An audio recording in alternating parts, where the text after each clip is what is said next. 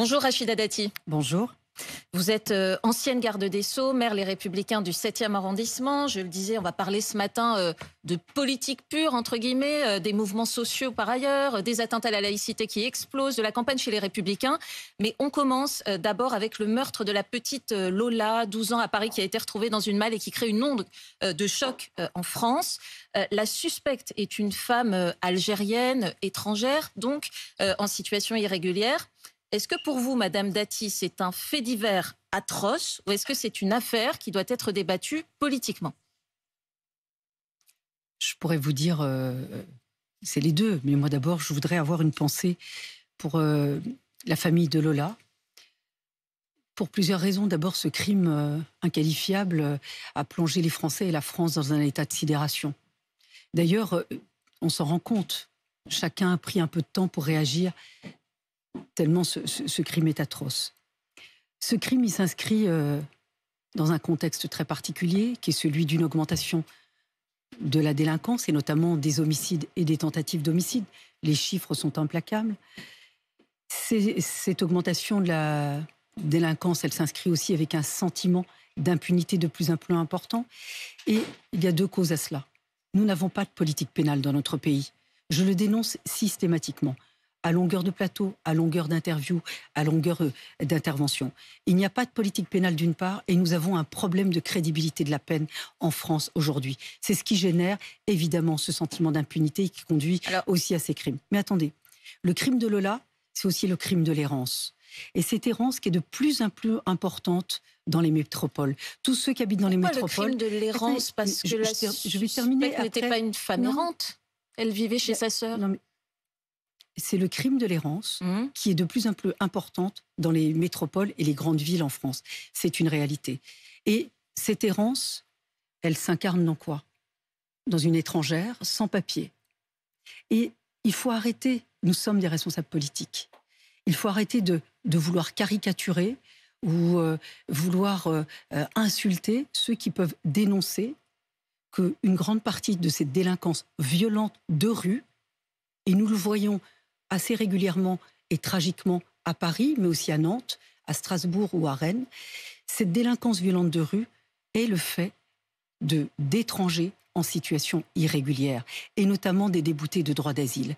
C'est une délinquance qu'il ne faut pas... Alors, on ne peut pas dire que la délinquance de rue est le fait d'étrangers en situation irrégulière. J'ai dit une partie, je reprécise mes propos. Alors, n'allez pas, ne m'amenez pas à ce que vous voulez, là où vous voulez m'amener, je n'irai pas. Je vous dis... Où voudrais-je vous amener? Je vois depuis 48 heures, parce qu'évidemment, quand on est face à une irresponsabilité, y compris par rapport à l'exécutif, évidemment, il vaut mieux attaquer les autres. Je dis qu'une partie de la délinquance violente de rue est le fait d'étrangers en situation irrégulière. Et moi, je ne confonds pas, je vous le dis très clairement, je ne confonds pas les étrangers et les étrangers en situation irrégulière. Parce que ceux qui nous accusent de faire l'amalgame, ce sont eux qui font l'amalgame en ne voulant pas poser les faits et la réalité. Parce qu'il est urgent de pouvoir remédier à cela. Et aujourd'hui, il est important, l'urgence elle est là, Madame Atalaya, c'est d'avoir une politique pénale dédiée à la lutte contre l'immigration clandestine. Là, nous n'en avons pas. Et le deuxième aspect, c'est d'avoir une politique effective de reconduite à la frontière. Alors je vais vous dire, alors, on va rentrer dans tous ces détails, mais pour poser bien le débat, parce que quand vous dites qu'il ne faut pas faire l'amalgame, c'est parce que certains vous accusent, la droite, l'extrême droite, de faire de la récupération politique. Donc je vous propose qu'on écoute ce qui s'est passé hier à l'Assemblée nationale pour que les Français comprennent bien. Vous êtes journaliste. En quoi je fais une récupération politique? Non, je dis vous ne voulez pas qu'il y ait précisément d'amalgame. Certains vous accusent de faire de la récupération politique, dont le garde des Sceaux. Vous êtes vous-même ancienne garde des Sceaux. Donc écoutons-les. C'est-à-dire qu'il y a eu un moment très intéressant hier à l'Assemblée nationale, un député de droite qui interpelle le garde des Sceaux, qui lui répond. On va les entendre. Cet enfant a été martyrisé, violé, tué par une clandestine qui faisait pourtant l'objet d'une obligation de quitter le territoire français. Le défaut d'exécution de ces décisions de justice rend votre ministère responsable de ces drames. Et je regrette d'avoir à vous l'imputer, mais les chiffres de votre administration sont implacables. 80% des OQTF ne sont toujours pas exécutés en France. Faire de la petite politique, de la petite poloche, se servir du cercueil d'une gamine de 12 ans, comme on se sert d'un marchepied, c'est une honte, monsieur le député.